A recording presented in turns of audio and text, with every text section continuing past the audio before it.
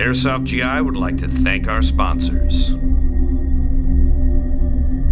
Alright, so we're back with the MAGPUL PTS PDR, and head technician Frank has been kind enough to completely open up the gun for us. So Frank, what is your first take on the internals of this new gun? Okay, first take, it shares the internals of the PTS Masada, the ACR. So as far as durability wise goes, as long as you don't do anything too crazy with the Masadas, nothing really broke on them. So same thing would probably apply on the PDR here. Okay, cool.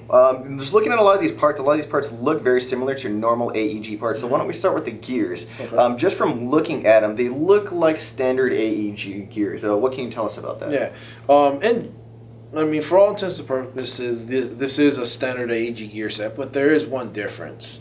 The axles on these gears are actually a bit longer than a lot of the gear sets that that are out in the airsoft market today. So you got to take a little bit more care in making sure when you shim the gear sets in this gearbox that not only that the axle actually has a better contact inside the bushing. So you might need to actually shim the gears a lot different when compared to like your standard version 2 gearboxes and stuff. So other than that, the teeth count, everything is pretty much standard. Got it. Definitely very interesting. Moving on to the compression parts and the piston, a lot of that also looks very similar, especially the piston itself. Mm-hmm. What can you tell us about the compression parts? Okay, so the cylinder and the piston head, obviously, they're all standard AEG parts. You do have to be careful because the PTS Masadas and looks like the PDRs here, they both share a similar piston. And what that tells me is when you go in, you want to say install like one of those, the super cores, or say like the ASGI POM piston that has the reinforcements on the side of the gear on the piston. Mm-hmm.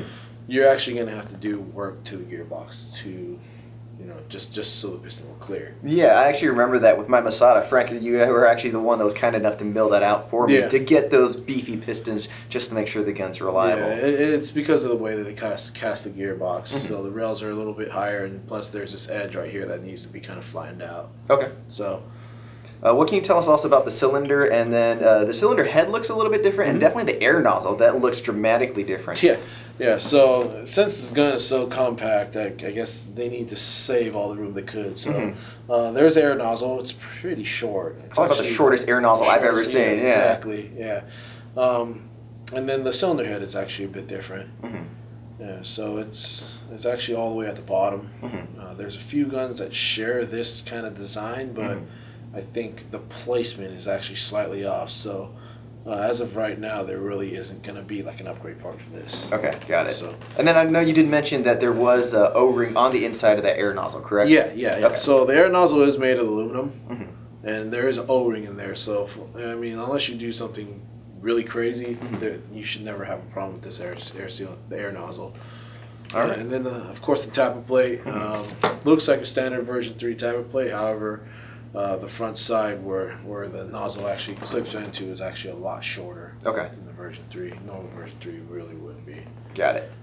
Jumping over to the barrel and the hop-up, from what it looks like and from what I can tell, it looks like a normal AEG hop-up barrel and bucking, so that's nice. What about the hop-up unit itself? Is that something that's going to be a little different? Yeah, the hop-up unit's, it's a little bit, it has a kind of like a drum like the G36s, so adjusting it's not going to be any different. So the inner barrel is 263 millimeters long. Okay. Yeah, so got it. Actually, we're able to measure that out. All right. Yeah. Jumping to the motor, this appears to be a short type motor? Standard short type motor, yeah. Okay, so that's nice. That's something you can definitely upgrade. Yeah. And then some of the other components, being that this gun is so unique in its design, what can you tell us about some of the other mechanics, such as the magazine release, the buttons in the front, but the magazine's actually in the back? Yeah. Well, the closest airsoft gun I have to compare this to would be the Tavor, where the fire controls the trigger is actually in front of the gearbox. So similar to the Tavor, a lot of the controls are actually operated by these rods over here. So since the magazine release is up here in this button, this rod actually fits right into there, and it reaches back here, and it'll actually operate the mag release. Got it. And then those parts are metal as well? Yes. Okay. Yes, they are metal. So Unless you do something pretty crazy, you're never really gonna have an issue with it. All right, awesome. This has been a really good inside look. Is there any last words that you'd like to share with us about the internals of this gun? Not really. As soon as we get our actual shipment in, I can actually really get into it and see what it's gonna take to beef these things up. Yeah, and that's when I'll probably come to you with mine, asking how much you can upgrade it for me. Yeah, or I could just upgrade yours. Yeah, you can use mine as the test dummies. I have no problem with that at all. All right, really cool. This has been the first inside look at the MAGPUL PTS PDR.